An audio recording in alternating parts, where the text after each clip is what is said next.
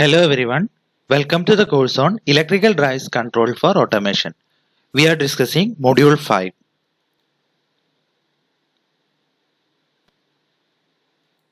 നമ്മൾ സിങ്ക്രോണസ് മോട്ടോഴ്സിനെ പറ്റിയിട്ടാണ് ഇന്ന് പഠിക്കാൻ പോകുന്നത്. ഓക്കെ, എന്താണ് സിങ്ക്രോണസ് മോട്ടോർ എന്ന് പറയുന്നത്? അത് ഏത് സ്പീഡിലാണ് റൊട്ടേറ്റ് ചെയ്യുന്നത്? സിങ്ക്രോണസ് സ്പീഡിലായിരിക്കും റൊട്ടേറ്റ് ചെയ്യുന്നത്. സിങ്ക്രോണസ് സ്പീഡ് ഏതിന്റെ സ്പീഡാണ്? റൊട്ടേറ്റിംഗ് മാഗ്നറ്റിക് ഫീൽഡിന്റെ സ്പീഡാണ് സിങ്ക്രോണസ് സ്പീഡ് എന്ന് പറയുന്നത്. സോ ഇതിന്റെ സ്റ്റേറ്റർ കൺസ്ട്രക്ഷൻ എന്ന് പറയുന്നത് it is similar to that of induction motor. So same principle നമുക്ക് സ്റ്റേറ്ററിന്റെ കേസിൽ ഇവിടെ അപ്ലൈ ചെയ്യാൻ പറ്റും. ഓക്കെ, ഈ ഫീൽഡ് എക്സൈറ്റേഷൻ എന്ന് പറയുന്ന DC ആണ് നമ്മൾ കൊടുക്കുന്നത്. അതെന്ന് പറയുന്നത് റോട്ടറിലേക്കായിരിക്കും കണക്ട് ചെയ്തിട്ടുണ്ടാവുക. സോ ആ റോട്ടർ എന്ന് പറയുന്നത് ഒന്നെങ്കിൽ പെർമനന്റ് ആയിരിക്കാം അല്ലെങ്കിൽ ഇലക്ട്രോമാഗ്നറ്റ് ആയിരിക്കാം. അതിന്റെ നമ്പർ ഓഫ് പോൾസ് എന്ന് പറയുന്നത് that is equal to poles of RMF caused by the stator. അതായത് സ്റ്റേറ്റർ പോൾസും റോട്ടർ പോൾസും ഈക്വൽ ആയിരിക്കും. ഓക്കെ, അതിന്റെ കൺസ്ട്രക്ഷണൽ ഫീച്ചേഴ്സ് ആണ് നിങ്ങൾക്ക് ഇവിടെ സ്ക്രീനിൽ നോക്കിയാൽ കാണാൻ പറ്റും. സ്റ്റേറ്റർ ഭാഗമുണ്ട്, ഒരു പ്രൊജക്റ്റഡ് പോൾ അല്ലെങ്കിൽ സാലിയൻ പോൾ ടൈപ്പ് റോട്ടർ ഉണ്ട് ഉള്ളിൽ. അതിലോട്ട് നമ്മൾ കൊടുക്കുന്നത് DC സപ്ലൈ ആയിരിക്കും. ഇവിടെ നമുക്കറിയാം ഫ്രീക്വൻസി എന്ന് പറയുന്നത് ഫിക്സഡ് ആയിരിക്കും. സോ ദ മോട്ടോർ സ്പീഡ് എന്ന് പറയുന്നത് it will be stays constant. ഏതിന് റെസ്പെക്റ്റീവ് ആയിട്ട്? ലോഡ് വോൾട്ടേജോ ലോഡിനോ അല്ലെങ്കിൽ voltage of three phase supply അതിനൊന്നും ഡിപ്പെൻഡന്റ് ആവാതെ ഫ്രീക്വൻസി ഫിക്സഡ് ആയതുകൊണ്ട് തന്നെ മോട്ടോർ സ്പീഡ് എന്ന് പറയുന്നത് ഓൾമോസ്റ്റ് കോൺസ്റ്റന്റ് ആയിരിക്കും. ഓക്കെ, നമ്മൾ ഈ സിങ്ക്രോണസ് മോട്ടർ ഒരുപാട് ആപ്ലിക്കേഷൻസ് യൂസ് ചെയ്യുന്നില്ല. എന്തുകൊണ്ടെന്ന് വെച്ചാൽ അതിന്റെ സ്പീഡ് എന്ന് പറഞ്ഞാൽ കോൺസ്റ്റന്റ് ആണ്. നമുക്ക് വേരിയബിൾ സ്പീഡ് ആപ്ലിക്കേഷൻസിനൊന്നും ഇത് യൂസ് ചെയ്യാൻ പറ്റില്ല. ഓക്കെ, പക്ഷെ ചില കേസുകളിൽ ഇത് സ്യൂട്ട് ആവുന്ന ആപ്ലിക്കേഷൻസ് ഉണ്ട്, അവിടെ നമുക്ക് ഇത് മാത്രമേ പറ്റുള്ളൂ. നമുക്ക് ഇതിന്റെ കൺസ്ട്രക്ഷൻ ഫീച്ചേഴ്സ് എന്താന്ന് നോക്കാം. ഓക്കെ, എന്താണ് synchronous machine? Already we have discussed അല്ലേ. It is the machine that operate at synchronous speed. എന്താ അത് ചെയ്യുന്നത്?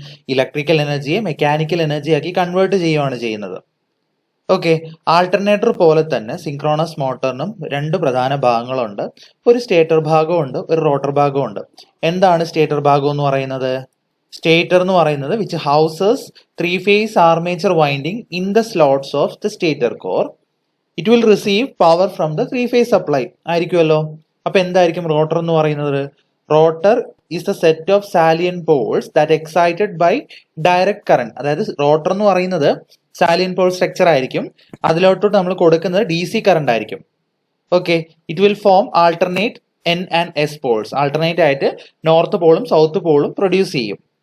Also the exciting coils are connected in series to the slip rings and direct current is fed to the winding from the external exciter that is mounted on the rotor shaft. Okay, so this is all about the constructional features of a synchronous motor. Next, we have to discuss about the operating principle. നമുക്ക് നോക്കാം ഇതിന്റെ principle of operation നോക്കാം. So first we have to consider a three phase synchronous motor. അതിന് രണ്ട് rotor poles ഉണ്ട്. ഏതൊക്കെയാണ് rotor pole? NR-ഉം SR-ഉം. Okay, stator will be it is also wound for two poles. ഏതായിരിക്കും? NS-ഉം SS-ഉം. അപ്പൊ സ്റ്റേറ്ററിന്റെ രണ്ട് പോൾസ് NS-ഉം SS-ഉം, റോട്ടറിന്റെ കേസിലാണെങ്കിൽ NR-ഉം SR-ഉം ആയിരിക്കും. ഓക്കെ, ഈ മോട്ടോറിലോട്ട് എന്ത് ചെയ്യുന്നുണ്ട്? Direct voltage supply to the rotor winding and ഒരു three phase voltage supply to stator winding. അതായത് റോട്ടറിലേക്കായിരിക്കും നമ്മൾ DC സപ്ലൈ കൊടുക്കുന്നതും സ്റ്റേറ്ററിലേക്കായിരിക്കും നമ്മൾ ത്രീ ഫേസ് വോൾട്ടേജ് അപ്ലൈ ചെയ്യുന്നത്. ഓക്കെ, ആ സ്റ്റേറ്റർ വൈൻഡിങ് എന്ത് പ്രൊഡ്യൂസ് ചെയ്യും? ഒരു റൊട്ടേറ്റിംഗ് മാഗ്നറ്റിക് ഫീൽഡ് പ്രൊഡ്യൂസ് ചെയ്യും. That will revolve around the stator at synchronous speed. ഏതാണ് സിങ്ക്രോണസ് സ്പീഡ് എന്ന് പറയുന്നത്? NS is equal to 120 F/P അല്ലേ. ഓക്കെ, അത് കൂടാതെ direct current. Okay, the direct current sets up two pole fields which is stationary. അതായത് rotor കറങ്ങുന്നവരെ എന്ത് ചെയ്യും? ആ കൊടുത്തിരിക്കുന്ന DC സപ്ലൈ അവിടെ എന്ത് സംഭവിക്കും? രണ്ട് പോളുള്ള ഒരു ഫീൽഡ് പ്രൊഡ്യൂസ് ചെയ്ത് വെക്കും. ഓക്കെ, അപ്പൊ മൊത്തത്തിൽ പറയുമ്പോൾ എന്തൊക്കെ അവിടെ ഉണ്ട്? We have a pair of revolving armature poles അല്ലെ. റിവോൾവിംഗ് ആർമേച്ചർ പോൾ ഉണ്ട്, പെയർ ഓഫ്. ഏതൊക്കെയാ അത്? NS-ഉം SS-ഉം. പിന്നെ ഒരു സ്റ്റേഷനറി റോട്ടർ പോളും ഉണ്ട്, NR-ഉം SR-ഉം. അത് രണ്ടും അവിടെ ഉണ്ട്. ഓക്കെ, ഇനി ഇതാ ഫസ്റ്റ് ഫിഗർ പോലെ ഏതെങ്കിലും ഒരു ഇൻസ്റ്റന്റില് സ്റ്റേറ്റർ പൊസിഷൻസ് ഈ പൊസിഷൻ അച്ചീവ് ചെയ്തു എന്ന് വിചാരിക്കുക. അതായത് ഇങ്ങനെ ഫിഗർ നോക്ക്, ഇതാണ് ഫിഗർ 1 എന്ന് പറയുന്നത്. അപ്പൊ ഫസ്റ്റ് ഈ ഒരു പൊസിഷൻ അച്ചീവ് ചെയ്യുമ്പോൾ എന്താ സംഭവിക്കുന്നത് നോക്കാം നമുക്ക്. ഇവിടെ എൻ എസും എൻ ആറും റിപ്പല് ചെയ്യും, എസ് എസും എസ് ആറും റിപ്പല് ചെയ്യും. സോ അതെന്ത് ചെയ്യും, ഏത് ഡയറക്ഷനിൽ റൊട്ടേറ്റ് ചെയ്യും, ആന്റി ക്ലോക്ക് വൈസ് ഡയറക്ഷനിൽ റൊട്ടേറ്റ് ചെയ്യാൻ തുടങ്ങും. ഓക്കെ, റിപ്പൽഷൻ സംഭവിച്ചു കഴിഞ്ഞിട്ട് അത് ആന്റി ക്ലോക്ക് വൈസ് ഡയറക്ഷനിൽ റൊട്ടേറ്റ് ചെയ്യാൻ തുടങ്ങും. ഓക്കെ, ഇനി അതൊരു ഒരു period, half the period complete ചെയ്ത് കഴിഞ്ഞാൽ എന്ത് സംഭവിക്കും, സ്റ്റേറ്റർ പോളിന്റെ ഡയറക്ഷൻ റിവേഴ്സ് ചെയ്യും. പക്ഷെ റോട്ടറിന്റെ മാറോ ഇല്ല, സെയിം തന്നെ ഇരിക്കും. അപ്പോൾ ഉള്ള ഫിഗർ ആണ് ഫിഗർ 2, ഇപ്പുറത്തെ ഫിഗർ.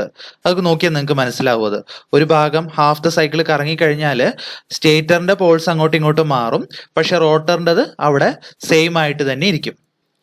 ഇവിടെ നോക്കിയാൽ നിങ്ങൾക്ക് മനസ്സിലാവും, ഇവിടെ എൻ ആറും എസ് എസും തമ്മിൽ അട്രാക്ഷൻ ആയിരിക്കും സംഭവിക്കുന്നത് അല്ലെ. ഇവിടെ എൻ എസും എസ് ആറും തമ്മിലും അട്രാക്ഷൻ ആയിട്ട് സംഭവിക്കുന്നത്.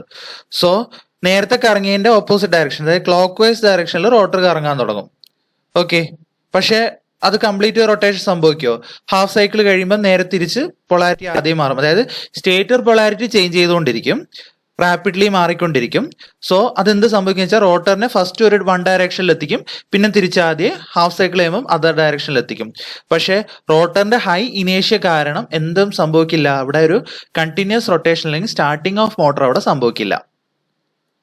സോ നമുക്ക് എന്ത് പറയാം, സിങ്ക്രോണസ് മോട്ടോർ എന്ന് പറയുന്നത് it has no self starting torque എന്ന് പറഞ്ഞാൽ, കുറച്ചുകൂടെ വ്യക്തമായിട്ട് പറഞ്ഞാൽ സിങ്ക്രോണസ് മോട്ടോർ എന്ന് പറയുന്നത് അതിന് they cannot start by itself. അപ്പൊ പറഞ്ഞു സിങ്ക്രോണസ് മോട്ടോർ എന്ന് പറയുന്നത് സെൽഫ് സ്റ്റാർട്ടിംഗ് അല്ല, അതിന് ഒറ്റയ്ക്ക് സ്റ്റാർട്ട് ചെയ്യാൻ പറ്റില്ല. പക്ഷെ നമുക്ക് സ്റ്റാർട്ട് ചെയ്തല്ലേ പറ്റുള്ളൂ. സോ എങ്ങനെ നമുക്ക് അതിനെ സ്റ്റാർട്ട് ചെയ്യാം, അതാണ് methods of starting of synchronous Motors എന്ന ടോപ്പിക്കിൽ നമ്മൾ അറിയാൻ പോകുന്നത്.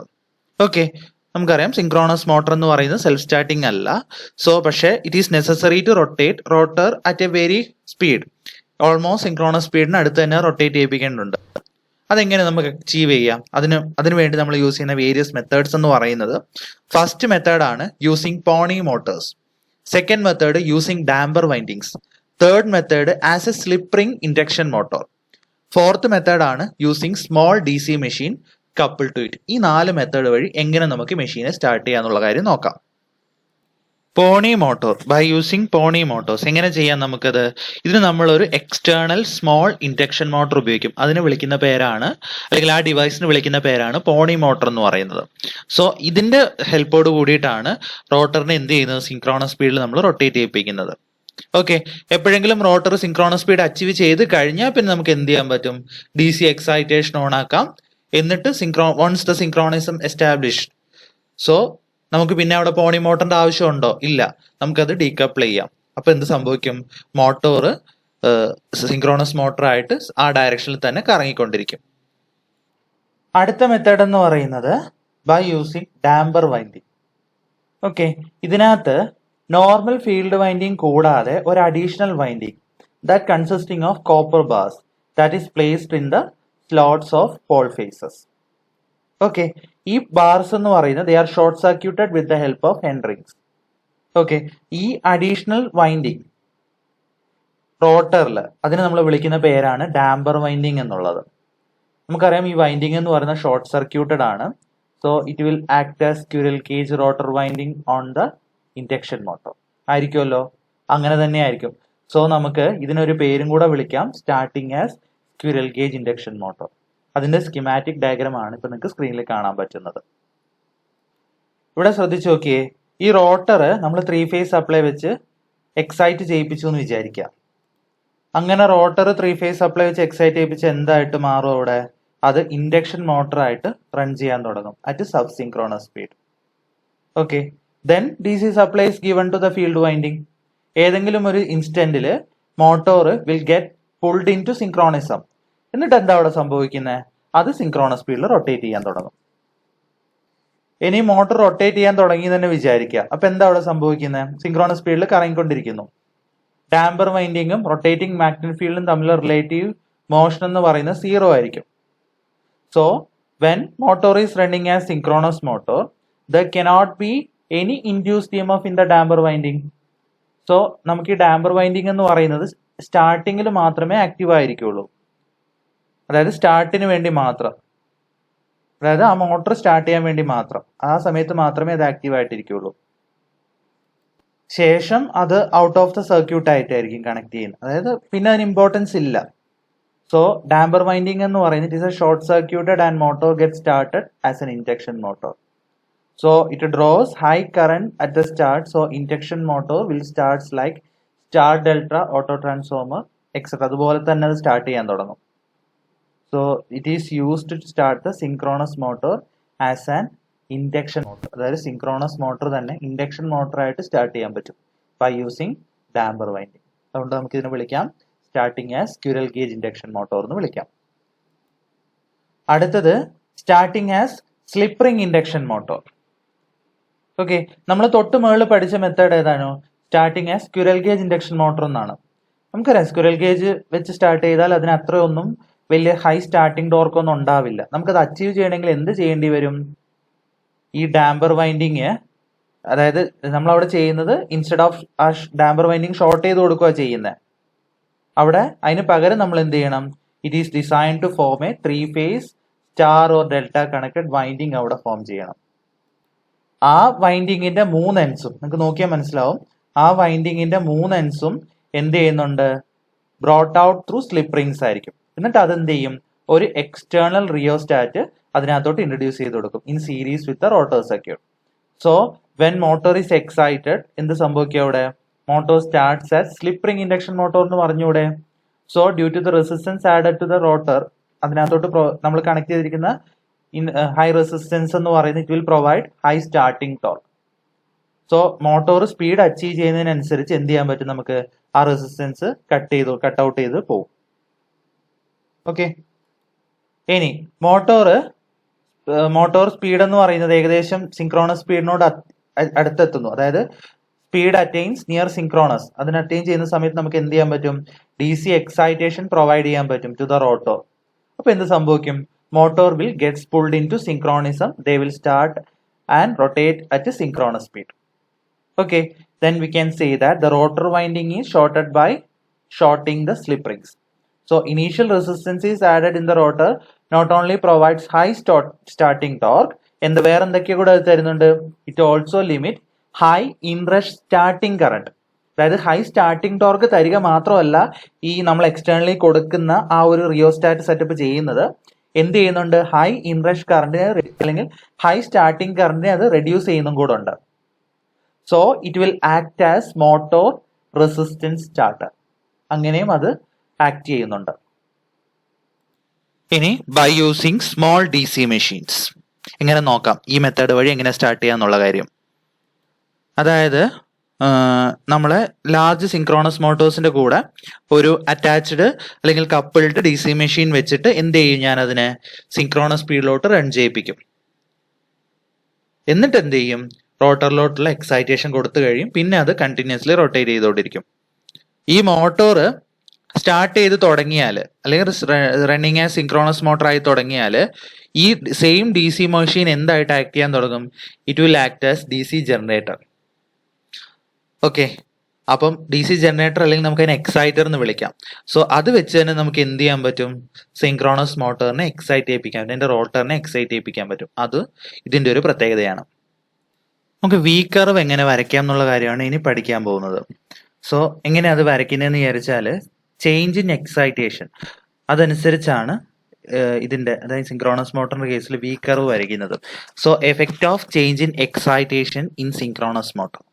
അതായത് എക്സൈറ്റേഷൻ എന്ന് പറയുന്നത് നമ്മൾ ലോ തൊട്ട് ഹൈ വരെ വേരി ചെയ്യും, അല്ലെങ്കിൽ under excitation to over excitation വരെ നമ്മളത് വേരി ചെയ്തുകൊണ്ടിരിക്കും.